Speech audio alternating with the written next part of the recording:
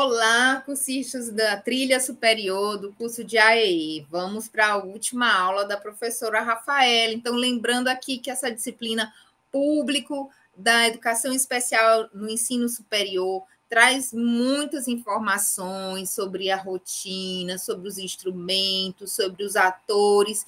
E agora, nessa reta final, a gente se detém como é que eu posso dizer, sintetizar um pouco do que é essa atuação no ensino superior.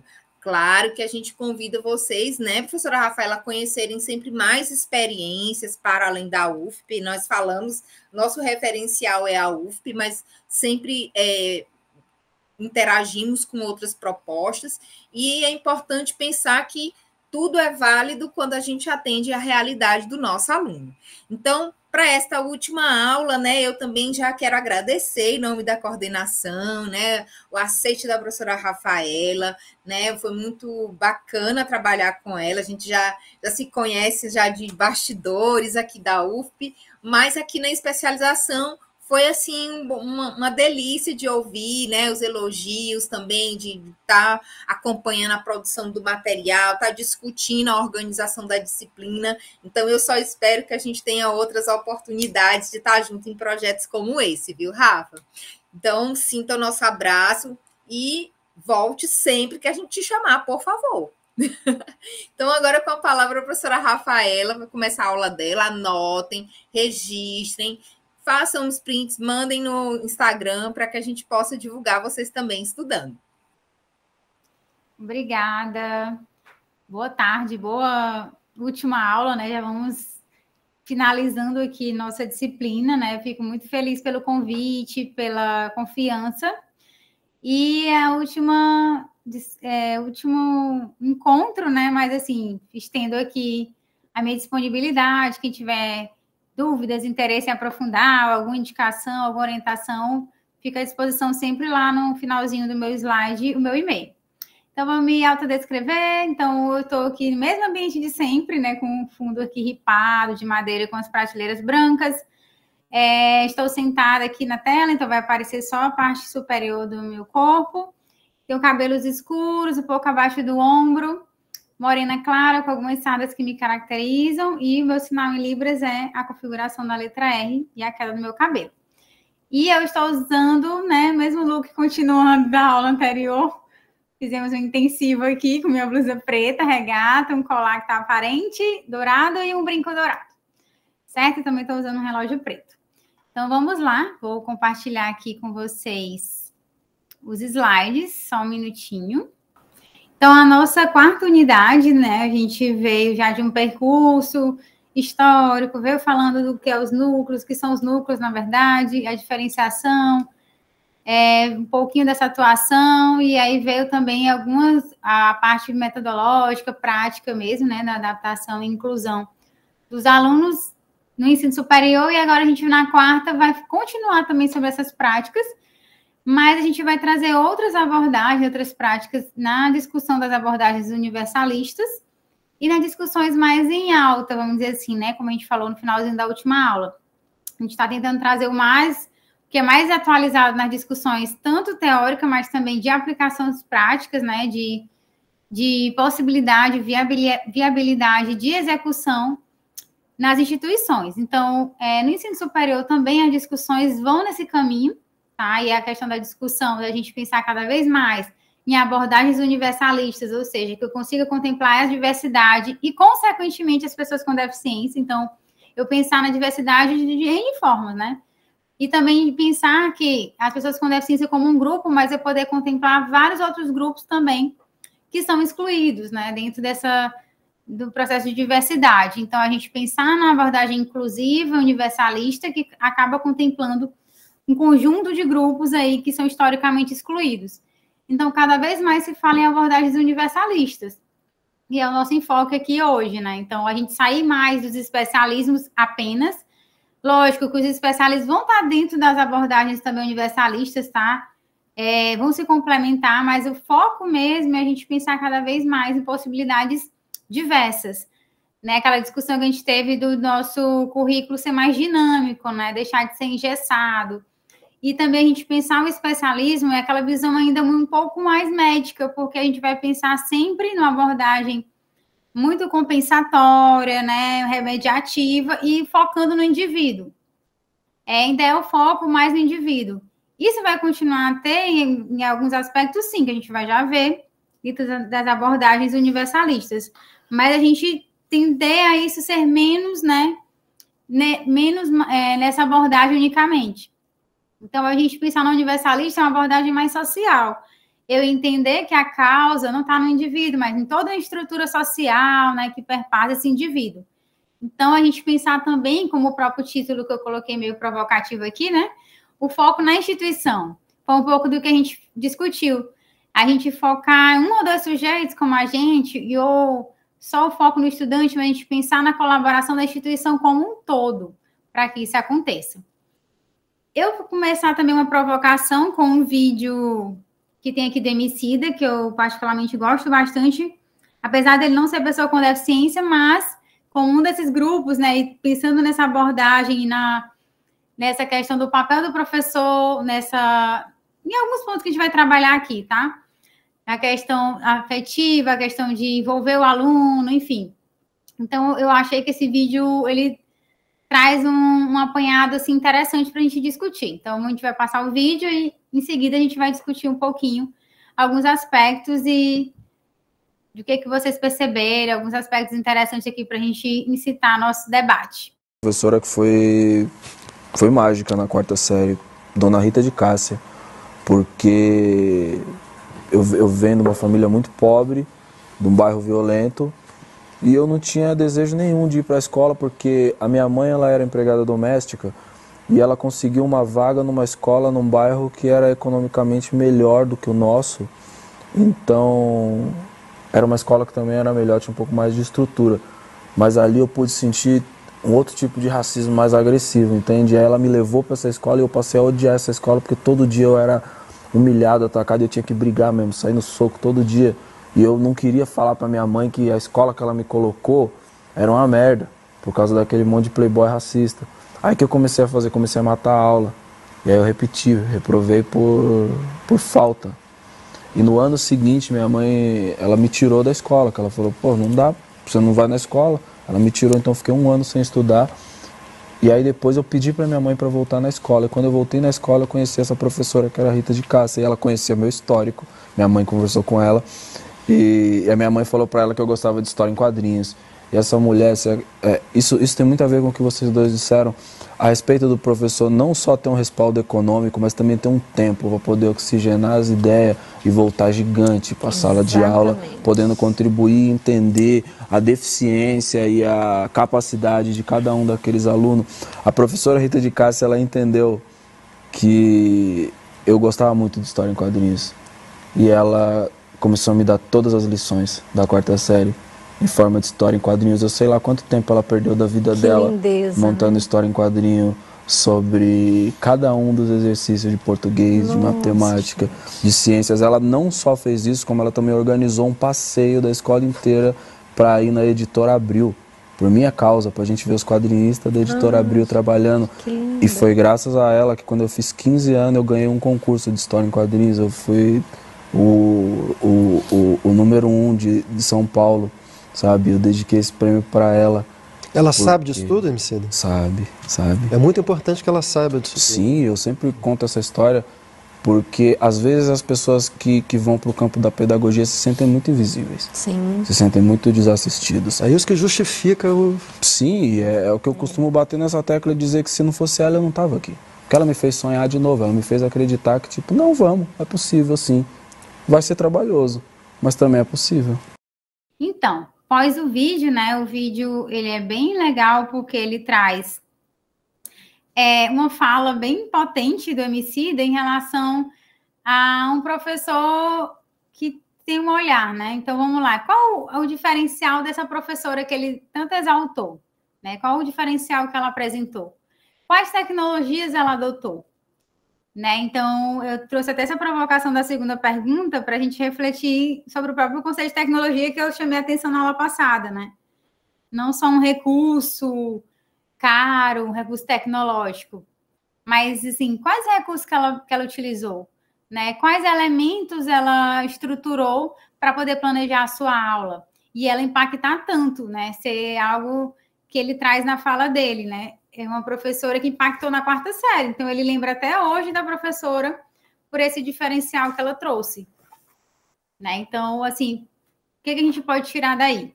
Então, algumas falas são muito interessantes para a gente debater. Quando ele fala assim, ela conheceu o meu histórico, né? Ela sabia o que eu gostava. Ou seja, aquele ponto das potencialidades e habilidades, né? E aí ele fala também, no momento, eu tive uma professora e ela teve acesso a mim. Então, olha que pontos importantes para a gente refletir hoje, né? Exatamente trazendo um pouco dessas abordagens mais universalistas, né? Que realmente conheçam seu público e saibam oferecer materiais diversos, né? Materiais atrativos. Então, é um pouco do que a gente vai discutir hoje aqui. E eu vou puxar um pouco mais desse vídeo no decorrer das nossas explicações. É só para a gente, né, dar uma acordada, uma atração assim, para o tema, tá? Em relação a esse debate aqui. Então, vamos lá. Nessa abordagem dos universalistas, a gente vai trazer N, né, possibilidades aqui. A professora Nicéia, naquele mesmo livro que eu coloquei já também a referência, de 2023, ela vai trazer isso de uma forma constante no seu livro, né? Exatamente porque ela quer dar esse enfoque às abordagens universalistas. Mas ela vai estar sempre trazendo um recorte prático, tá, gente? Então, as pesquisas todas tiveram aplicações práticas, tiveram vivência no nível de ensino básico, né? Envolveram professores, envolveram informações, envolveram resultados, enfim. E ela vai trazer esse recorte no livro, assim como em outros trabalhos que ela vai citar durante todo o livro, para quem quer aprofundar. Então, assim, as abordagens universalistas vêm englobar o trabalho colaborativo e o co-ensino, que foi uma das que a gente já teve enfoque na aula passada, o sistema de suporte multicamada, faltou o Czinho aí na sigla, gente, SSMC. O desenho universal para aprendizagem, o DUA, aprendizagem cooperativa e abordagem do ensino diferenciado, AED, a sigla. Então, a gente vai ter esse leque na verdade, né, de tipos de abordagens. E a gente vai pincelar um pouquinho aqui, rapidamente, vou tentar trazer alguns exemplos, mas mais para vocês também terem essa noção desses pontos importantes e fortes que a gente deve se aprofundar na nossa prática profissional, né? Ver possibilidade de execução, por mais que não seja na sua plenitude, mas que eu já consiga abarcar esses conceitos, tentar inserir dentro da minha prática profissional. Tá? Então, o desenho universal para aprendizagem, que é o DUA, por exemplo, sei que vocês já devem ter visto nas outras disciplinas, né? Então, ele é também um formato que a gente de fundamental importância no ensino superior, ainda mais pela diversidade que a gente tem no ensino superior, pelo número das turmas, né? Que são um número de alunos bem maiores, o fluxo de pessoas intenso numa instituição muito grande. Então, é uma forma, né, que o professor tem também de cada vez mais explorar isso para cada vez mais promover a inclusão no ensino superior, né? Então, ele é traduzido do inglês, né, a sigla, mas no Brasil ficou com o DUA, né, o Desenho Universal para Aprendizagem, e ele é um conceito que veio, né, com base na arquitetura, né, nesse desenho universal, e aí ele veio com essa ideia exatamente de a gente pensar cada vez mais estratégias para todos, isso na classe comum, não mais aquele especialismo, não mais no ensino especializado apenas, mas a gente pensar na acessibilidade nas classes comuns. E a Nicéia traz muito na fala dela também, a gente pensar na nossa qualidade do ensino comum, nas classes comuns, né? A ideia de que isso funcione, sim, num bom ensino, uma boa qualidade de ensino. Né? Então, a gente acaba tendo alguma necessidade dos especialismos, muitas vezes, pela precariedade do ensino, em vários aspectos, né? Então, acaba que a gente precisa complementar em alguns aspectos, além do suplementar, né? Então, nessa discussão que ela traz o DUA, a fim de eliminar ou minimizar essas barreiras na aprendizagem. E aí eu trouxe um outro conceito herdeiro, né? Para poder a gente trazer também aqueles outros aspectos da aula passada. O peso da adaptação deve recair, em primeiro lugar, sobre o currículo e não sobre o estudante, dado que a maioria dos currículos tem dificuldades em adaptar-se às diferenças individuais. Temos que reconhecer que são estes, e não os estudantes, os que têm deficiências. Portanto, devemos corrigir os currículos e não os estudantes. E é exatamente de sair desse foco muito no indivíduo, né? Até porque a gente precisa, dentro do serviço público também, ter uma racionalização assim, das nossas ações, dos nossos recursos, né? Racionalização no uso racional, tá certo? Não é de racionalizar de menos, não.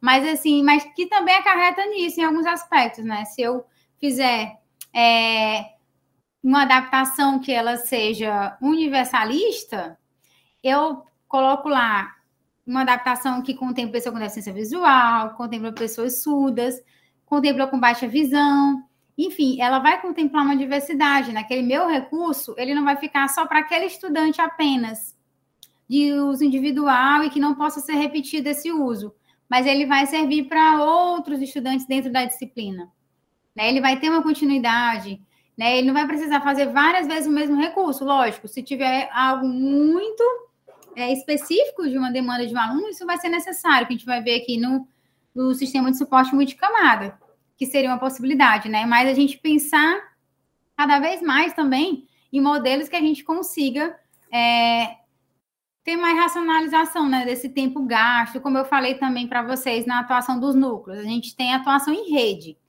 né, que eu falei um pouco para vocês da Rede Rebeca. Pensando cada vez mais nesse caminho, né? Eu pensar em...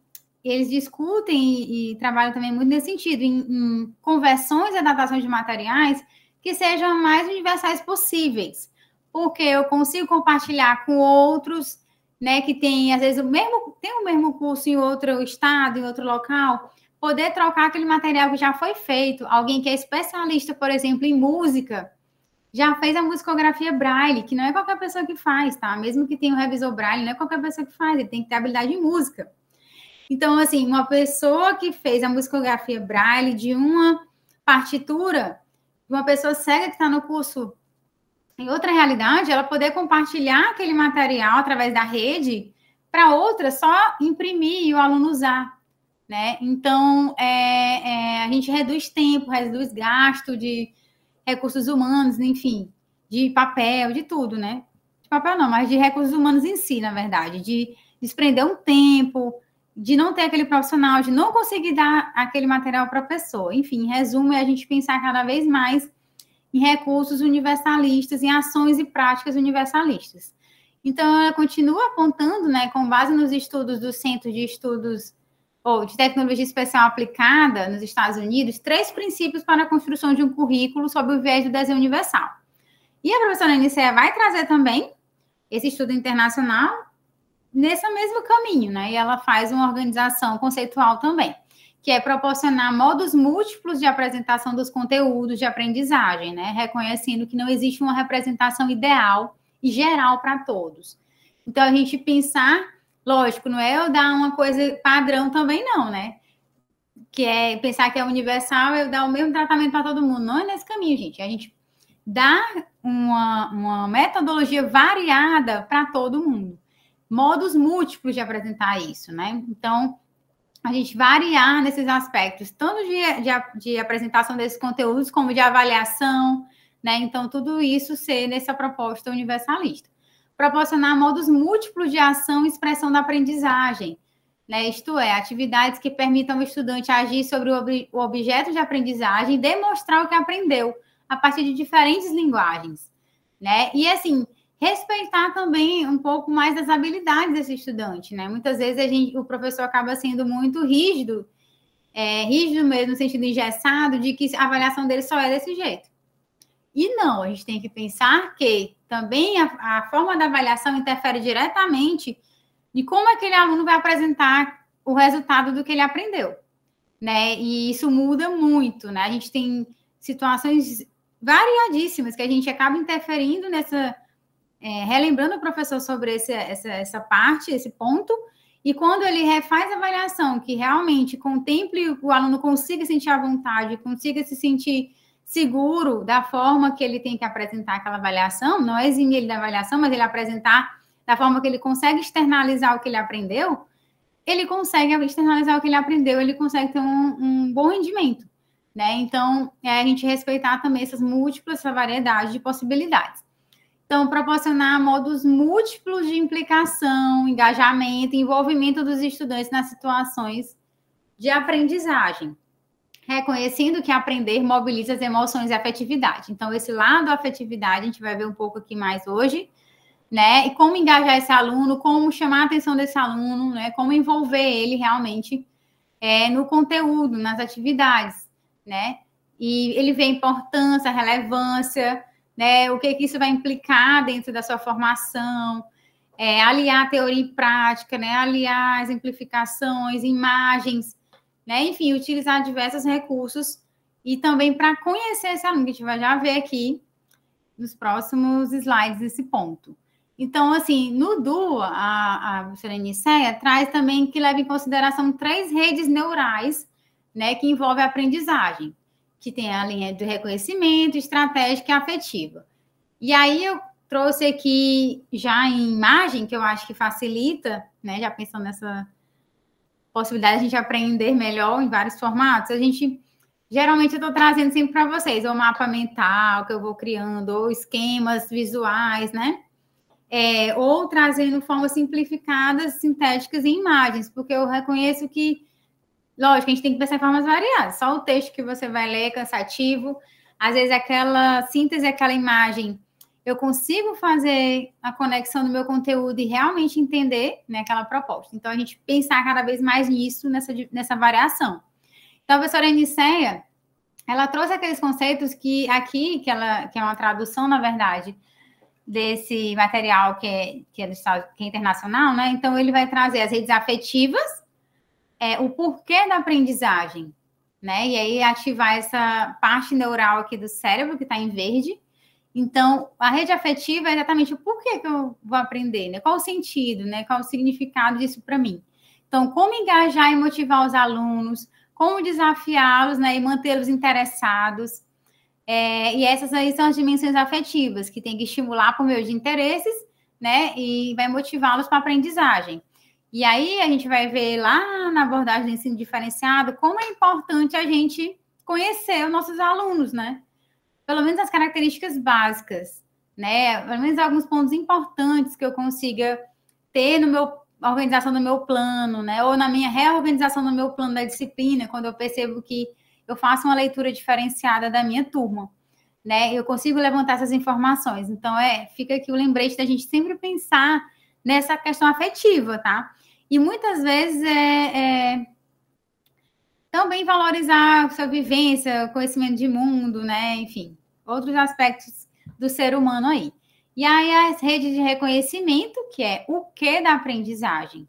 Já temos a parte em roxo aqui do cérebro, né, que é ativada nesse rede de reconhecimento, que é como reunir fatos e categorizar o que vemos, ouvimos e lemos, né? Então, essa parte de reconhecer mesmo, né, de como eu identifico aqueles elementos no meu processo de aprendizagem, né, que ela coloca aqui como identificar letras, palavras, ou estilo do autor, são tarefas de reconhecimento. Vocês lembram que eu falei, né, que o núcleo realiza algumas ações nesse sentido, principalmente do serviço pedagógico, que é exatamente, às vezes, a gente tem que orientar esse reconhecimento, né, momentos formativos de entender como fazer, como estudar, como saber como eu aprendo, né? Algumas habilidades simples, como eu falei na aula anterior, de como fazer uma boa leitura, como preparar um ambiente para leitura. Então, isso tudo vai interferir, né? Que envolve essa rede de reconhecimento mesmo no processo de ensino-aprendizagem. Então, aqui vai ser importantíssimo o professor apresentar o mais variado possível dentro dos estilos, né? Para reconhecer isso. Então, ele vai ter que variar, explorar o audiovisual muitas vezes, explorar o texto, explorar a parte oral, a parte auditiva. Então, tentar contemplar o máximo possível essa variação sensorial, né, nossa, que realmente contribui no processo de ensino-aprendizagem. E a professora Aniceia traz até uma retomada, assim, um link com Vygotsky, né, para poder a gente lembrar do ser humano como ser social. Ela traz essa discussão lá em Tutoria entre Pares, que é exatamente sobre essa questão dessa relação, dessa diversidade de interações, como ela interfere positivamente no processo de aprendizagem. E aí tem as redes estratégicas, o como da aprendizagem, né? Então, a gente vai ter o planejamento e a execução de tarefas, que já vai ser a parte realmente execução, né? Como organizar e expressar as ideias, como externalizar isso, né? Como esse processo vai acontecer. Escrever um ensaio, resolver um problema de matemática, são tarefas estratégicas. Então, é importante de diferenciar as maneiras de expressar o que os alunos sabem, que é um pouco do que eu já falei, né? A gente tem que entender também que tem alguns aspectos do tipo de avaliação que vai interferir diretamente no resultado. Às vezes, aquele tipo que não contemplou como aquele aluno realmente entendeu aquele assunto, né? Então, a gente tem muita, por exemplo, trazendo para a realidade, né? Situações, por exemplo, que o professor engessou aquela disciplina para ser só seminário. Mas só seminário não vai contemplar aquele aluno que tem dificuldade de interação social, que tem dificuldade de se apresentar com muitas pessoas, né? Pessoas que têm crise de ansiedade, pessoas autistas, né? Enfim, vai afetar um público que não consegue, ou muitas vezes tem muitas dificuldades e o seu resultado possivelmente não vai ser bom. Então, se ele engesser e manter só esse estilo, consequentemente, aquele aluno não vai ter a chance de apresentar, né, o que realmente ele aprendeu. Ele pode ter aprendido, mas a forma de externalizar isso não contemplou a sua realidade. E aí ele vai ser prejudicado porque, como se ele não tivesse entendido, né? Na verdade, ele sabia o conteúdo, mas não conseguiu apresentar. Então, a gente tem que começar a repensar isso. E variar essas maneiras de expressões, tá? E de avaliações. Então, eu vou trazendo aqui, eu trouxe até na ordem diferente que a professora Aniceia colocou no livro, e diferente também do que eu botei no plano, mas tá, é o mesmo conteúdo, tá? É só a ordem que eu mudei, porque eu acho que o encadeamento das ideias, eu acho que fica melhor nesse entendimento e o sistema de suporte multicamada sendo o terceiro, não o primeiro. Então, vamos lá. E tem a abordagem do ensino diferenciado, tá? Que é uma abordagem também universalista, e também veio desse conceito em inglês aqui, tá? E traduzido para a abordagem do ensino diferenciado. E aí tem como principal referência Carol Tomlinson, da Universidade da Virgínia. E ela vai destacar que isso é uma proposta também que não é exclusiva para o público-alvo da educação especial, mas vem para contribuir para que os professores compreendam e respondam proativamente às diferenças de todos os alunos, né? Então, vejam, sempre os autores vêm reforçando que é um modelo que contempla a diversidade, não é exclusivo para as pessoas com deficiência. Consequentemente, vai contemplar também as pessoas com deficiência. Então, é um processo cíclico e contínuo de conhecer os alunos, de responder pedagogicamente com diferenciação. Conhecer o seu público com base em avaliações intencionais e planejadas e envolve 3 fatores, né? O nível de preparação, interesses e perfil de aprendizagem. A professora Aniceia trouxe esses aspectos e Tomlinson vai trazer, né, que a abordagem desse diferenciado está fundamentada em 5 princípios. E aí ele vai trazendo, né, a questão desses 5 princípios como um currículo de qualidade, né, a gente pensar cada vez mais, qualificar esse currículo com os objetivos reais, né, que eu consigo alcançar na disciplina, uma avaliação contínua, né, sistematizada, também desse currículo, também desse público, o respeito às habilidades e interesses dos alunos, né? Então, esse é um ponto muito importante para poder a gente ter sucesso em vários outros aspectos, que aí vai trazer um pouco dessas linhas afetivas que a professora Aniceia e dentre os outros estudos apresentaram, né? Mas a gente respeitar isso, que é um pouco do que eu falei também nas avaliações, tá? Agrupamentos flexíveis, né? A gente pensar também na variedade de configuração da minha aula, da minha sala de aula, né? Então, tem muitas discussões sobre a configuração em estações de ensino, né, que é um modelo, grupos de estudo, enfim, eu pensar uma recombinação de formas na minha sala de aula, de não ser apenas aquele único modelo, né, muito hierarquizado também e muito tradicional, tá? E também tem a questão da comunidade de aprendizagem, que é exatamente eu pensar também num ambiente que seja acolhedor, né, que traga felicidade, que traga conforto, bem-estar dentro do espaço, né, de sala de aula, que realmente seja, assim, um espaço respeitoso e acolhedor. E aí, coloca também que diversos são os fatores que influenciam a aprendizagem dos alunos, por exemplo, né, eu até desmembrei aqui para ficar visualmente melhor, como as experiências escolares anteriores, a gente falou isso bastante na aula passada, né, é importante eu entender o contexto desse aluno, né, que isso vai influenciar as experiências que ele teve, às vezes foi uma experiência ruim, ele se bloqueou e não vai querer. E às vezes, quando isso é apresentado de outra forma, né, de uma forma gradual, respeitosa, ele tem um outro olhar e uma aceitação sobre aquele processo, né? Principalmente quando a gente vai trabalhar alguns recursos, algumas tecnologias, algumas novas habilidades que é interessante ele aprender, né? Então, a gente sente muito esse ponto nesse aspecto. O contexto familiar, social, cultural e econômico é de fundamental importância, como eu já falei, e ele interfere sobremaneira no educacional, tá? Não tem como eu estar com condição de vulnerabilidade social, com muita dificuldade, no contexto familiar bem complexo, e eu ser um bom aluno e isso não interferir na minha vida escolar.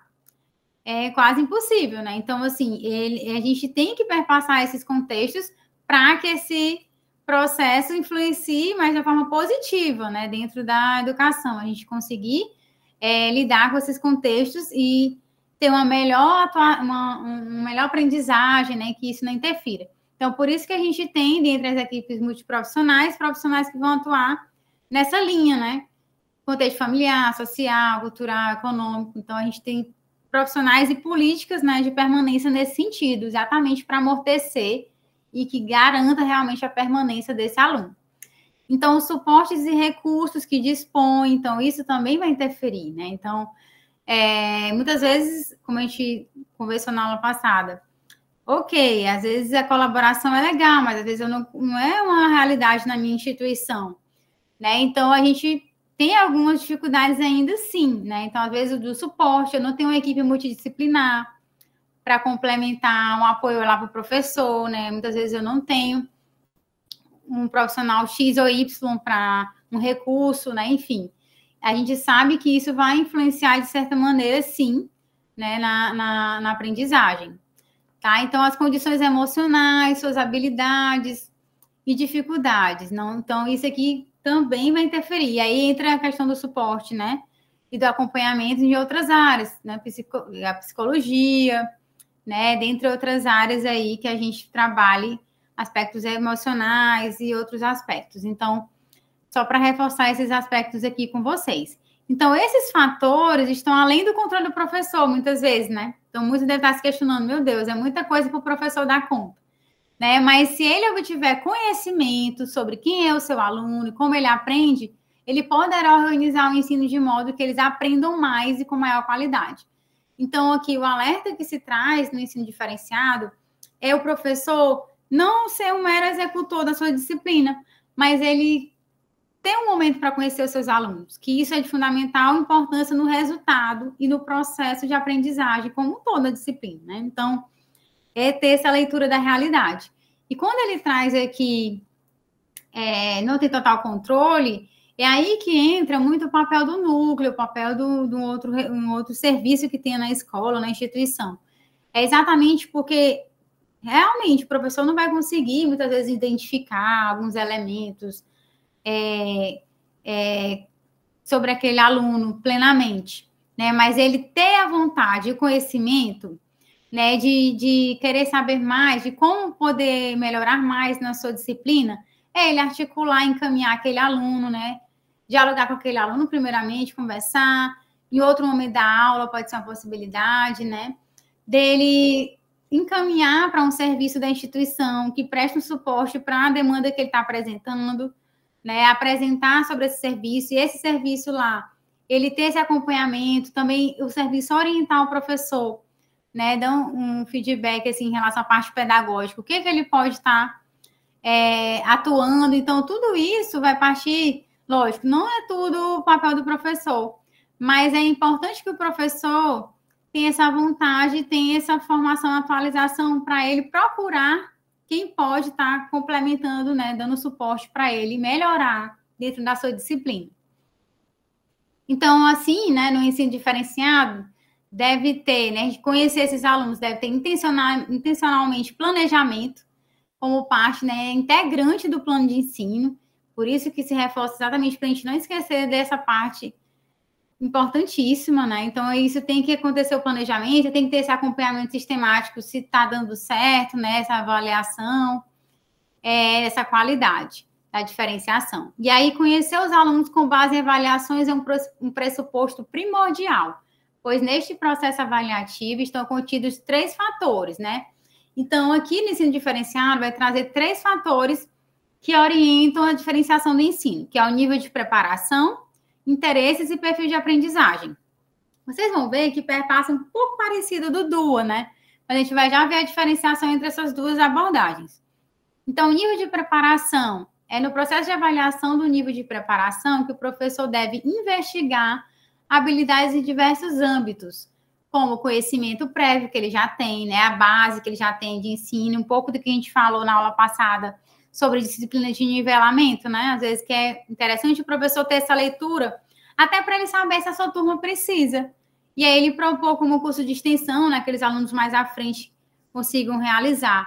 Então, mas ele só vai saber isso com conhecimento prévio, né? Dessa realidade. No conhecimento também planejado antes ali da sua turma, sobre a base de conhecimento dela que ela tem prévio naquela área. Então, a complexidade das ideias, o nível de representação e aplicação, a autonomia, o tipo de estrutura que melhor responde aos objetivos e ao ritmo de estudo e raciocínio, né? Então, essa habilidade de investigar é importantíssima.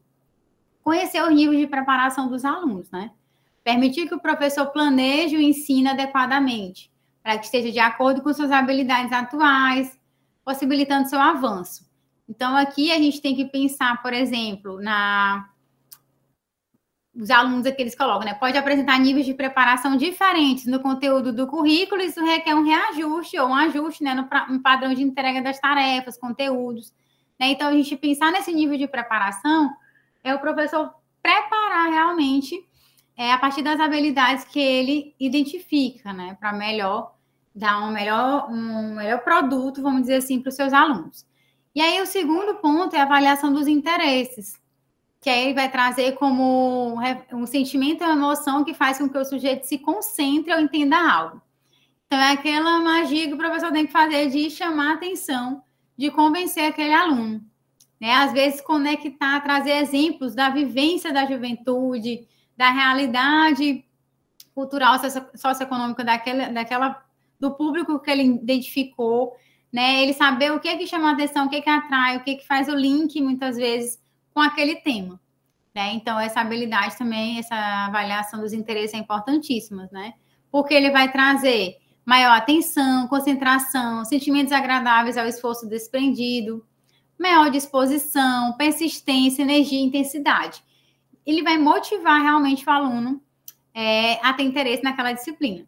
E aí, a avaliação dos interesses, ela deve ser abrangente, né? E ele vai colocar como exemplo, né, interesses pessoais, de lazer, entretenimento, profissional, acadêmico, em artes plásticas, poesia, escrita, tecnologia, ciências sociais, organizações e grupos, ciências naturais, música, dramatizações e jogos, esportes, artes, oratória, atividades sociais e por aí vai, dentre outras. E a avaliação da aprendizagem, do perfil da aprendizagem, que é a outra área, né, que ela também chama a atenção, é a cultura, né? A gente também não pode descartar aspectos culturais, enfim, que perpassam os sujeitos, e lembrar que esse também é um ponto importante.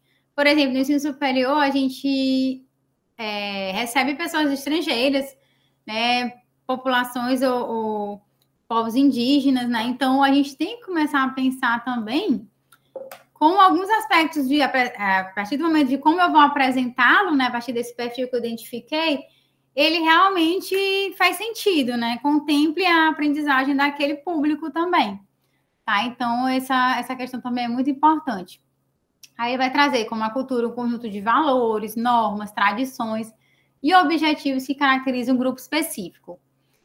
As ferramentas para a realização das avaliações, né, que podem ser mais variadas, podem ser escritas, desenhadas, orais, por meio de dinâmicas, observações registradas, né? Então, isso aqui tudo vai depender de o que ele levantou lá dentro das características da sua turma, para poder desenhar esses formatos também, que já que ele vai trazer o que realmente contempla mais esse perfil, né?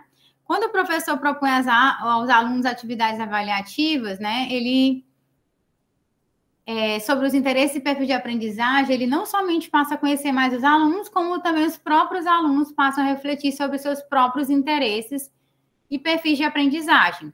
E aí vai viabilizar o autoconhecimento, né, que é exatamente, ele vai perceber como ele aprende melhor, né, quais pontos ele tem mais, ele é mais forte em alguns aspectos, e ele passa até a canalizar isso melhor nos seus estudos, né, ele se conhece melhor. Então, os resultados das avaliações devem ser analisados cuidadosamente pelo professor, pois orientarão a organização do ensino, ou seja, farão com que o professor responda com diferenciação, né, com essa especificidade aí, nesse tipo de abordagem. E aí a gente chega no ponto que é exatamente que a autora também traz, né, a professora Nicéia também traz em alguns dos seus outros textos, que é a distinção entre essa abordagem de ensino diferenciado e o DUA.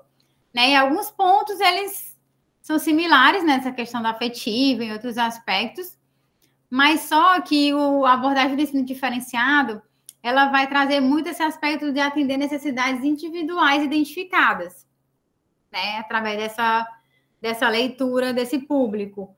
Já o DUA, não, ele já vai propor um planejamento universal total, assim. Ele já vai trazer uma proposta que vai atender a todos, tá? Então, ele é mais além, né, do que a abordagem do ensino diferenciado, nesse sentido. Então, o ensino diferenciado, ele vai buscar balancear necessidades comuns a todos os estudantes com necessidades individuais mais específicas dos aprendizes, demonstrando que as duas abordagens não são incompatíveis e podem ser associadas. Vocês vão ver aqui que a gente vai conseguir mesclar muito tranquilamente várias abordagens, tá? Dentro da prática. Então, eu posso usar o DUA, mas eu também posso fazer um PEI, né? Que é algo mais individualizado, específico, dependendo da que a gente vai ver. Quer dizer, no suporte multicamada, a gente pode usar um PEI, por exemplo. Mudando aqui um pouco. Falei o DUA, né? Mas, assim, trazendo um exemplo, né? A gente vai estar permeando esses aspectos. Eu posso trazer dentro do DUA, por exemplo, uma abordagem, uma aprendizagem cooperativa, né? Então, assim, isso vai dentro da minha variação de abordagem. Então, isso vai ser, assim, podem estar associadas, tá? Só para deixar isso claro. Então, o sistema de suporte multicamada, SSMC, entre as siglas no texto, ele é proposto já um outro modelo, né, que já vai trazer essa associação mais claramente e mais visível. Eu trouxe o conceito aqui, mas eu trouxe a síntese na imagem, tá? Então, assim, ele vai trazer os 3 níveis variados de intensidade de suporte, e aí vai vir exatamente essa ideia das camadas, tá? Então, aqui a gente tem uma pirâmide, na base a gente tem a nível 1, vai crescer de baixo para cima, tá? Nível 1, 2 e 3. E aí a professora Nicéia traz essas discussões, exatamente, lógico, que é uma discussão também internacional, tá? Dessa abordagem, com a realidade de estudos realizados, enfim, aplicados, mostrando o lado positivo desse sistema de suporte multicamada também, tá? Assim como o DUA. Então, assim, eu vou já fazendo o link já com o vídeo que a gente viu da Emicida também, em relação a alguns pontos aqui desses 3 abordagens. Então, assim, a gente vê que na pirâmide, no nível 1, é uma intervenção universal. Ou seja, eu vou adotar um modelo do DUA aqui, né, mais diverso, metodologias variadas, lógico, pensando no ensino de boa qualidade, tá? Então, ela destaca que é direcionado a todos os alunos, um ensino de alta qualidade, beneficia 80% a 85% dos estudantes, tá? Aqui eu botei 80%, mas no gráfico ela bota assim, mas no texto ela também bota de 80% a 85%. Então, a gente pensar no ensino de qualidade, em que eu consiga variar nas minhas metodologias e eu consiga alcançar uma boa parte do público, né, diverso da minha instituição. No nível 2, já vai ser aquela intervenção direcionada. Também mantém a qualidade do ensino. Só que vai ser voltada para pequenos grupos, né? Ou seja, aqueles que eu não consegui contemplar nesses 80%, muitas vezes, eu vou precisar de uma instrução adicional ou complementar, né? Algo mais direcional, né? Que é um pouco do que a gente viu aqui no atendimento diferenciado, um pouco, a gente podemos mesclar aqui, né? Mas beneficia já menos alunos, né? 20% dos estudantes, público-alvo. O que ela quer mostrar aqui também, gente, é como a gente consegue impactar muito e racionalizar recursos de uma forma geral, tendo um bom ensino usando o DUA, né? Então, a gente consegue contemplar 80% do público da educação especial. Olha só, isso é muito interessante. E já no nível 2, a gente contempla outra parte, que tem necessidade de intervenção direcionada. E no nível 3, é aquele outro grupo que mesmo com o suporte direcionado e tudo, mas é um grupo que eu não consigo contemplar nem no 1, nem no 2, mas que no 3 é aquele grupo específico e bem reduzido, mas que precisa de um suporte mais especializado, de instrução mais individualizada, né? Então, vai beneficiar cerca de 5% dos estudantes público-alvo da educação especial, tá? Então, é só para a gente ter uma leitura. Então, a gente imaginar cada vez mais a gente fazendo ensino de qualidade, com metodologias, né, e práticas cada vez mais universais, né, no caminho do DUA, né, a gente consegue ter um bom resultado, né? A gente consegue promover uma variedade, promover cada vez mais a inclusão. É nesse sentido que ela traz esse alerta, né? Então, a gente trazendo um pouquinho do que a gente discute, do que a gente viu no vídeo do Emicida, antes para a gente ir no ensino colaborativo, eu queria trazer algumas reflexões, né? Vocês viram lá que ele trouxe a lembrança da professora, né? Então, é uma professora que, dentro dos recursos que ela tinha, dentro do entendimento dela, fez a leitura da realidade do aluno, um aluno que ela fez a leitura de que precisava atraí-lo, né? Que ele gostava. E ela pensou também nisso, esse aluno que é mais difícil de adesão nas aulas, um aluno que ficou um tempo sem estudar. Então, em outros vídeos, se vocês quiserem pesquisar na internet, ele participou do evento do LED, né? Ano passado ele tem uma palestra na internet completa e ele fala bem aprofundado um pouco sobre que ele fez um recorte aqui. Mas, assim, para quem quiser conhecer mais, né? Mas, assim, é exatamente a discussão de uma professora que fez a leitura da realidade, entendeu o seu público, né? Entendeu a sua turma, conheceu a sua turma.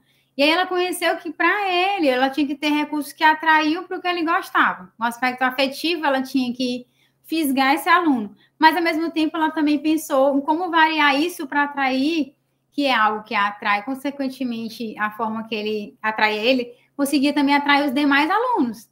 Né? E ela conseguiu variar, conseguiu identificar as habilidades desses alunos, conseguiu mudar as metodologias e movimentar a turma dentro de uma proposta que ela construiu.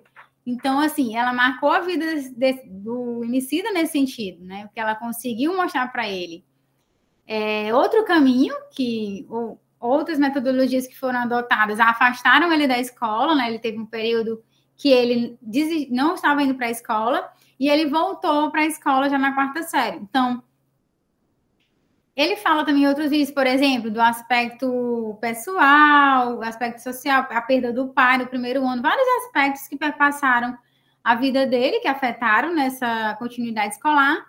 E esse outro momento que marcou, que foi a inserção na 4ª série com essa professora. Então, os pontos que eu queria chamar a atenção ela promoveu uma multiplicidade de metodologias, né? Ela possibilitou diversas formas de avaliação. ela conheceu esse público, né? E dentre as tecnologias que ela usou recursos de baixo custo, mas que teve um grande impacto, né? Então, ela conseguiu o quê? Converter. O que o Emicida gostava que atraía ele? História em quadrinho. E aí, o que ela transformou? Os conteúdos em história em quadrinho. Né? Então, ela conseguiu atrair, ela conseguiu, lógico, ela desprendeu tempo e criatividade, mas ela conseguiu um recurso que ela tinha acesso, né? Para poder atrair esse aluno. Então, a gente pensar em tecnologia assistiva, a gente sair muito dessa questão de só recurso de alto padrão, de alto custo, ou digital, a gente pensar em recursos que tenham tecnologias também na questão da metodologia. Então, assim, ela contemplou, e aí ela variou essas abordagens, ela fez a questão da turma passear no local que produz história em quadrinho, ou na editora, a turma se envolver sobre o tema, ela produziu esse material que possibilitou para ele, mas para a turma, um acesso de uma forma diferenciada e atrativa sobre os conteúdos de todas as disciplinas, e ela fez com que os alunos confeccionassem um jornal. E aí ela envolveu todo mundo dentro das suas habilidades para fazer esse jornal. Aquele que gostava de fazer história em quadrinho, que era Emicida, aquele que tinha habilidade no desenho, aquele que tinha habilidade na redação, na escrita, aquele que tinha habilidade com fotografia. Então, assim, ela conseguiu mobilizar e usar várias abordagens universalistas aqui, só para a gente ter essa exemplificação, né? De uma forma, né, de um caso aqui específico. Então, assim, a abordagem cooperativa já o que a gente conversou um pouco na aula passada, mas vai trazer como outra possibilidade que perpassam essas outras abordagens e que a gente já viu e já debateu um pouco como ela é importante no ensino superior. Exatamente porque são sujeitos adultos, a gente consegue atuar bem entre pares, né? Atuar bem nessa complementação, nessa suplementação aí dos estudos, né? Nos horários extra classe, e tem esse papel, assim, de viabilizar mais canais de inclusão, né? Então, o conceito que a gente traz aqui é um conjunto de técnicas de ensino que tem como pressuposto de que os estudantes ou as estudantes podem aprender na interação com seus colegas. Então, a aprendizagem cooperativa não só reconhece a diversidade, mas tira proveito dela, na medida em que as diferenças dentre os alunos se transformam em um elemento positivo e facilitador de aprendizagem. E aí a gente tem exemplos como a tutoria entre pares e os trabalhos em grupo, né, que já é uma realidade já bem antes, né, no nível de ensino. Então, o trabalho em grupo e tutoria são possibilidades para a gente mesclar também essas formas de aprender. Coloquei aqui a charge para vocês também refletirem, né, e também a gente trazer um outro ponto que a gente tem que desmistificar, que é a questão de ser uma pessoa, um tutor, um auxiliar, ser confundido com um acompanhante, ou com uma pessoa que representa a pessoa com deficiência e, de certa forma, substitui ela nos espaços. Não é isso. Então, aqui na charge, em preto e branco, né, a gente tem à esquerda uma mulher apontando, e à sua frente está uma pessoa que faz uso de cadeira de rodas, uma mulher, e um homem logo atrás dela segurando a cadeira, né? E ao lado da pessoa com deficiência. E aí essa primeira mulher que está apontando fala: o nome dela tem quantos anos? Ela consegue... Aí tem os pontos, né? Aí ele fala: pergunta para ela. Então, assim, só para a gente refletir sobre essa quebra de estigmas também, né? De preconceitos. E também para a gente reforçar aqueles pontos, né? De que é para trazer autonomia, que eles também funcionam como esses agentes que quebram esses papéis, essas pessoas, né? Essas ações capacitistas, e eles acabam ensinando na prática, né? Sobre inclusão, corrigindo as pessoas, empoderando seus colegas, né? Mobilizando nessa mudança. Então, dentre as vantagens, a gente tem estimular o desenvolvimento de habilidades, né? E desenvolver habilidades sociais, que é exatamente esse diálogo, essa conexão aí que a gente vê também na charge. Cria um sistema de apoio social, né? Um suporte, encorajam a responsabilidade pelo outro, pela outra, elevam a autoestima. Esse aqui é um papel muito importante também na tutoria, tá? Que eu não aprofundei na aula passada, porque tinha esse momento aqui. Mas o auxiliar acadêmico, o tutor, o monitor, ele tem um papel muito importante, que é dar aquela elevada na autoestima também, tá? Porque ele motiva, porque no próprio ato de troca, ele vai aprender com o aluno. Então, às vezes, um aluno, ele é bom numa área, mas o colega que é assistido é muito bom em outra. Então, o outro ensinando o outro e vendo que ele também ensina, também está além, está lá e tudo discutindo, ele eleva a sua autoestima.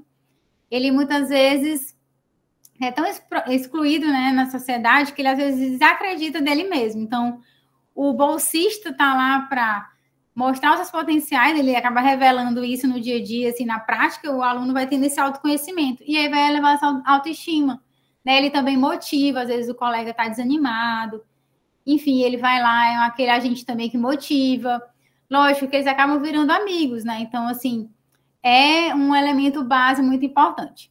Cria uma relação positiva entre aluno e professor, né? Ele faz essa ponte, esse diálogo, mas eles todos dialogam com o professor, então isso também ajuda.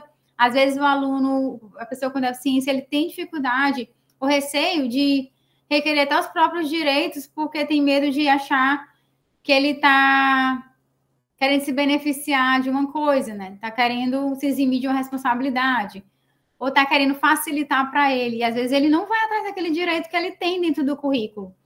E aí a gente orienta, lógico, tem a orientação dos bolsistas, e o bolsista vai lá e empodera ele. Não, você, vamos diminuir essa disciplina, você tem esse direito, você tem direito a tempo a mais para fazer a prova, tem direito a tempo a mais para entregar uma atividade. Então, ele acaba indo também para possibilitar essa relação positiva e a efetivação de direitos, tá?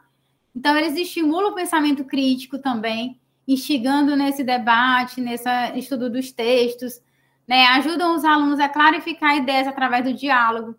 Então, eles vão exemplificar, vão buscar outras formas desse aluno aprender melhor, vão trazer aquele debate também em vídeo, também em outros recursos, né? O auxiliar acadêmico, por exemplo, o tutor, por exemplo, da pessoa surda, também vai orientar, né? Explicar, clarificar ideias sobre aquele conteúdo, sobre aqueles conceitos que às vezes na aula ele não conseguiu entender, e ele vai trazer, exemplificar em outros momentos com ele, né? Traduzir aqueles textos para o português, né? Explicar e clarificar realmente essas ideias. Então, eles vão desenvolver também a competência de comunicação oral. Por exemplo, naquele estudo de caso da aula anterior, né? Teve algumas coisas que eu não pontuei, depois eu estava lembrando. Mas, por exemplo, lá no caso, vocês sugeriram até a tutoria como um ponto forte, e realmente é um ponto forte. E, por exemplo, no caso em questão, a estudante com deficiência intelectual, síndrome de Down, tinha dificuldade, tinha uma boa interação social, né? Então, assim, o tutor pode, dentro da sugestão que foi lá na avaliação, era um seminário. Primeiro, dialogar se realmente é uma metodologia que a pessoa consegue desenvolver, e aí, concordando, a gente ter também essa habilidade de treinar, né, com o tutor, de se apresentar para alguém, de testar essas habilidades, aprender novas habilidades, né, de apresentação. Então, eles ajudam muito nessa parte de comunicação oral, tanto dos seus pares na turma, como nessas habilidades nas avaliações, tá? Orais. Então, melhorar a recordação dos conteúdos, né? A questão da repetição, que também envolveu o caso que a gente viu, né? De como exercícios que repetem esse conteúdo, ou trazem ele em outros formatos repetitivos, né? Então, criar um ambiente ativo e investigativo. São os pontos de vantagem que a professora Nicéia também reforça. Aqui eu trouxe 3 imagens que eu prometi na aula passada, né? Que é em relação a essa produção, esse suporte que o auxiliar acadêmico ou tutor dá, tá? Então, aqui é num caso também de síndrome de Down, e a pessoa tem muito interesse por cor, né? Por imagem, por síntese de alguns conteúdos para entender melhor. Então, ou fichamentos, ou post-its coloridos. Então, a bolsista em questão, a tutoranda, ela fez um material atrativo, de realmente condizente com a demanda da estudante, né? Então, ela fez também resumos coloridinhos, pintando com marca-texto, né? Destacando alguns aspectos e fazendo em post-its também conceitos, né, em cores. E no lado direito a gente tem as partes, por exemplo, de uma flor em vários pedacinhos em feltro, né? Então ela conseguir atrair a estudante ou estudante para esses elementos aí coloridos, atrativos, né, para aprender sobre esse conteúdo. E aí, trazendo aqui, fechando esses aspectos que eu já trouxe lá na aula passada, a questão da autonomia, adaptação à vida acadêmica, execução de tarefas, são pontos que eu trouxe já na aula passada, acabei deixando aqui, reforçando, que a gente vai até disponibilizar ainda essa cartilha para o nosso bolsista. A gente fez uma cartilha específica também para reforçar alguns pontos e bem ilustrativos, também atrativos para os nossos bolsistas, né? Sobre esse papel, né? Como essa definição de papel ela tem que ser sempre revista, atualizada, e também tem um aspecto formativo dos bolsistas, repetir aqui para a gente só reforçar, mas essa questão das habilidades e competências aí que os nossos bolsistas têm que desenvolver. Então, assim, para fechar nossa disciplina, é isso que a gente tinha ainda para fechar, tá? Fica à disposição para os próximos, né, dúvidas, que vocês consigam também realizar as atividades tranquilamente, que eu acho que está tudo lá dentro do que a gente discutiu, do que está nos slides, tá? O material dos slides é sempre feito como síntese para um material complementar para vocês estudarem também, tá bom? E é isso, fica à disposição de vocês. Então, professora Rafaela, a gente só tem a agradecer a sua exposição. Eu, fazendo um momento de síntese da sua aula, eu achei super importante essa minúcia, né, em apresentar a questão dessas abordagens em que a gente pode, né, amparar a nossa prática, né, e aí você foi muito, como é que eu posso dizer, precisa em dizer que essas abordagens elas não se excluem, mas a depender desse nosso aluno, a gente pode ter essas abordagens caminhando, né, juntas, e da importância da gente conhecer elas. Porque o que mais a gente escuta no ensino superior é o que é que esse aluno está fazendo aqui, né? Ele não vai aprender nada. Então, a gente ouve tanto essa frase, né? E a gente se angustia tanto com ela, e o movimento de entender como é que aquele sujeito aprende, como é que eu, enquanto professor, posso estabelecer processos que possam ser eficazes para aquela pessoa, como isso vai se perdendo. Eu passo um tempo dizendo para a coordenação, para o NAU, para o NAI, que aquele aluno não cabe ali, né?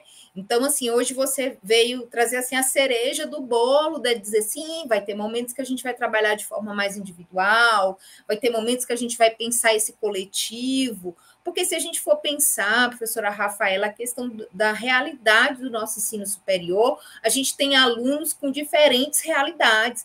Eu tenho alunos, eu recebo alunos ingressantes, eu também fico lá no meio do curso de pedagogia, alunos que não sabem ler. Qual a diferença deste aluno para alguns alunos que têm dificuldade com o processo de decodificação da leitura?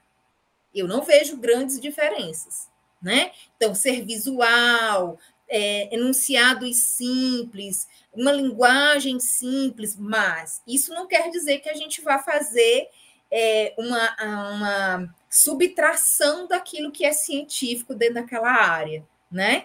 Então, assim, muito importante. E esses lugares de apoiamento também que cada instituição vai proporcionando, né? Você falou do auxiliar, a gente falou aí da equipe pedagógica, já falamos também, né, desse lugar do professor, esse professor inventivo, esse professor criativo. Então, nós de novo voltamos ao ponto inicial dessa disciplina, né? Nós temos muito trabalho a fazer, porque são diferentes realidades, né? Na aula passada, a colega perguntava, professora, mas quais seriam as atividades pedagógicas para autistas? Os autistas já têm, nós temos uma variedade tão grande de autistas, né, professora Rafaela, que às vezes não é pedagógico, é relacional, é a questão sensorial, é a questão da temporalidade daquela atividade, né? Eu estou agora acompanhando um aluno que ele não quer fazer trabalho de grupo. Então, eu estou numa força-tarefa, né?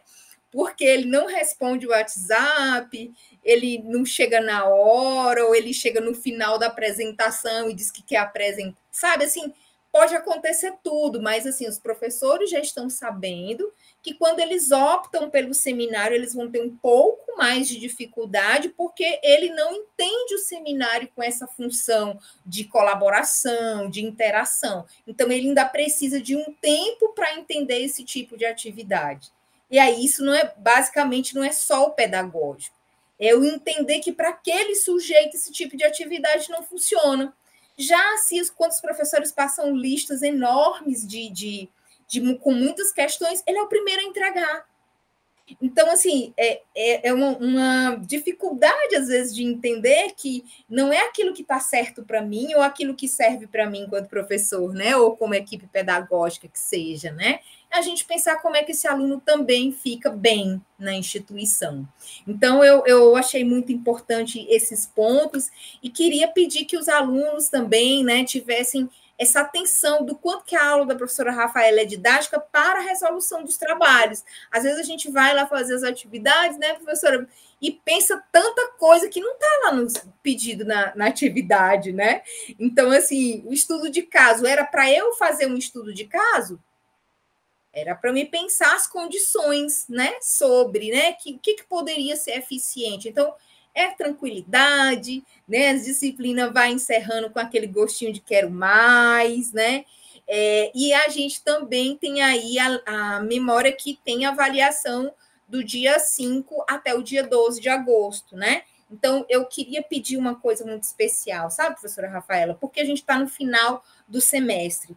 Então, agora também, o pessoal da graduação está fazendo suas avaliações, então é um tempo que o CIGA fica muito mais instável.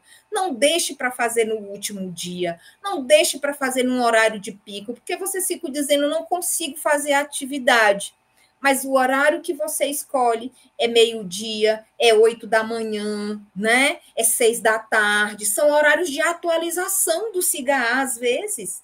Então, se você está vendo aquela mensagem de atualização, não entra, não faz, é simples. Agora, vai fazer a avaliação, sabe que ela tem uma quantidade de tentativas, entra uma primeira vez, registra, né? Registra as respostas, pensa bem, faz devagar, entra de novo, já faz com aquela certeza do que vai marcar. Não veio a mensagem final, entra de novo. Quer dizer, a gente não pode ficar só entrando e saindo da avaliação, porque ali é uma chance que você está gastando. E isso a gente falou desde o começo do curso. Então, eu estou retomando, professora, porque, de novo, a gente vai estar junto com o pessoal da graduação num sistema cada vez mais instável, e quando a gente diz que não dá para abrir o sistema, é porque realmente não dá, porque é muita gente aí acessando. Tá bom? Você quer colocar mais alguma questão que queira apontar para essas últimas atividades, professora? Antes de apontar isso, eu lembrei quando você falou da pergunta do autismo, eu anotei aqui também para comentar. Eu só queria pontuar, né? Porque para a colega não ficar sem um retorno, né? Mas, continuando o que você falou, que eu concordo plenamente, é a questão para os alunos autistas, né? Geralmente no ensino superior, eles têm várias dificuldades, né? Desde que a instituição é outra logística, né? Não, a rotina muda totalmente, o espaço muda, a diversidade é muito intensa de estímulos também. Então, isso já gera por si só, né, um processo de adaptação maior. E aí a gente lembrar também que, além do aluno, a gente também recebe o familiar. Geralmente a mãe vem, né? E aí ela quer se sentir segura, de que seu filho vai ter segurança, né? Isso é óbvio, qualquer mãe vai querer saber se seu filho só vai sair de lá quando ele estiver seguro. Mas com as mães de autistas ainda é maior, porque ela sabe que ele requer uma segunda pessoa lá para dar um apoio, né? Para, enfim, para resolver algumas situações que eles não conseguem proativamente resolver, como a gente, assim, rapidamente, né? E aí, a gente também tem esse papel, né? A gente também acolhe a família, faz esse processo de transição, né? Então, a adaptação desde a instituição em si, né, o dia a dia, o deslocamento. O ponto até que eu lembrei, o bolsista às vezes até ajuda nesse processo de transição. Não é papel dele, mas ele ajuda a pegar um ônibus, a como ele aprender a pegar um ônibus, a como ele aprender, enfim. A entrar no RU, a entrar no RU. Então, assim, o núcleo também acaba mediando até as mães. O acesso ele é permitido nesse processo de transição, até ele ter um bolsista, porque geralmente o bolsista também, em algumas situações, é indicação, então ele não tem uma boa relação interpessoal. Como é que ele vai indicar alguém? Então, entra o papel da coordenação aí, do professor, de indicar possibilidades, né? E aí tem todo esse processo aí com o pessoal autista. E também a questão das amizades, né? Então, no núcleo, a gente também tem, dentro do papel, às vezes, do psicólogo, é treinar novas habilidades com ele, né? E, às vezes, a gente já teve profissional até ir no RU, como ele começar uma conversa, como aproximar com algumas pessoas, né? Então, são construídas algumas habilidades, né, na fase adulta também, né? A questão também de relacionamentos afetivos, e aí vem outras questões, né? Então, a gente acaba trabalhando com eles em grupos, é uma abordagem que a gente está fazendo agora em roda de conversa, que a gente está sentindo um bom impacto, porque são grupos que têm demandas muito semelhantes dos grupos que a gente dos estudantes autistas, e está dando um bom resultado. E a gente conseguir fazer uma abordagem de grupo, intervenção profissional de grupo, e está sendo bem legal. E a gente tem também, com essas mães, uma abordagem também de projetos, né? Por exemplo, na UFA, a gente já faz um projeto com as mães, exatamente porque a gente percebeu que elas ficam na instituição, elas querem sentir essa segurança, a gente trabalhar com elas, essa construção da autonomia do aluno. Não tem como ser só com o aluno, a gente tem que envolver essa mãe, né? A gente também trabalha aspectos educativos, né? Envolver elas em informações, envolver elas também como grupo de apoio, elas se conhecerem, se fortalecerem, trocar experiências e habilidades sociais, enfim, a gente acaba promovendo também geração de renda, né? A gente traz cursos também formativos nessa linha. Então, só para a gente ver também possibilidades de abordagens também na nossa prática. Em relação às avaliações, né? Assim, se vocês seguirem os slides, vocês vão ver que está o caminho das pedras. Para quem não conseguir ler tudo, né? Mas, assim, lógico que é só uma pontinha do iceberg lá. Quem quer aprofundar, estão todas as referências, você vai lá na referência, já está até no slide o link, você só vai lá e tem acesso àquele material completo.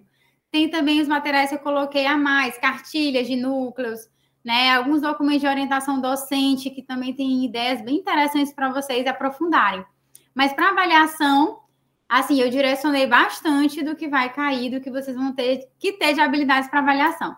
E o estudo de caso, o interessante é que seja em grupo, porque vocês vão conseguir treinar essas habilidades colaborativas, né? Eu vou trocar. E, assim, às vezes eu penso num caminho, o colega tem outro que complementa e dá muito certo, né? Às vezes o colega se atenta a um ponto e eu a outro, então isso vai somar. Então, a ideia é exatamente que seja em grupo. Em último caso, individual, mas que seja em grupo, tá? E, assim, o roteiro tá lá. Se atenta a esses pontos que a gente viu na aula passada, né? De que a habilidade, potencialidade, o diálogo. E é assim, aí vocês façam a análise de vocês, que é subjetiva, mas que tem que envolver esses pontos, né? Centrais aí na nossa discussão. E é isso. Eita, pois agora nós sugerimos esse revisitar das aulas, né? Dá tempo assistir algumas aulas, dá tempo parar para ler alguma coisa, né? Se dedicar e levar dessa disciplina também alguma coisa para a sua atuação, onde quer que você esteja. Ainda não estou no ensino superior, estou no ensino médio, você aplica, né, totalmente as questões que a gente colocou aqui. Às vezes com uma outra estrutura, uma estrutura mais elástica, né, com menos profissionais, mas há uma estrutura. Eu acho que essa discussão da estrutura ela nem cabe, mas é de dizer que é preciso conhecer esse aluno, é preciso conhecer essa família. Você falando da questão da família, né? E para mim foi uma coisa bem diferente com os alunos autistas, porque a mãe, né, entrava em contato com os professores, e os professores não queriam falar com a mãe, né? Também já tivemos. E aí a gente tem que ter toda aquela delicadeza, dizer assim, mãe, é melhor que você não pergunte diretamente, a gente vai conseguir um monitor, e aí a gente vai construir essa relação. Então, eu, por exemplo, com os alunos surdos, eles procuram demais, às vezes eles têm um desentendimento, eles querem que a gente esteja envolvido, então terminamos sendo pessoas de referência para eles, né? Então, a família também entra nessa mediação, a gente negocia muita coisa. Então, acho que são aprendizados, né, que a gente vai acumulando, que vai mostrando para a gente que sempre é possível. Agora, a fala de desânimo, a fala de não vai dar certo, ela vai vir e a gente vai ter que ter esses recursos, né, de resiliência, de criatividade, de estudo também, porque tudo começa e termina, né, com essa base do estudo. Então, professora Rafaela, foi um prazer estar aqui com você, né? Foi muito legal te ouvir, aprender com você, e eu acredito que os nossos alunos saem assim com concluindo mais uma disciplina com muita qualidade, e a gente está muito orgulhosa das características desse curso, né? Sempre trazendo professores que estão lá atuando na área, que vem sobre o qual vem se deter aqui, vem debater. Então, é mais uma conversa de muitas histórias que a gente vive, né, no cotidiano profissional. E nós aqui do AES estamos felizes, mas estamos tristes também, porque, né, nossa disciplina acabou. Mas eles vão representar bem aí nas notas, a professora Rafaela vai ficar feliz com essas notas, e a gente também. Então, um grande abraço, pessoal, e até breve. Até breve, obrigada. Obrigada.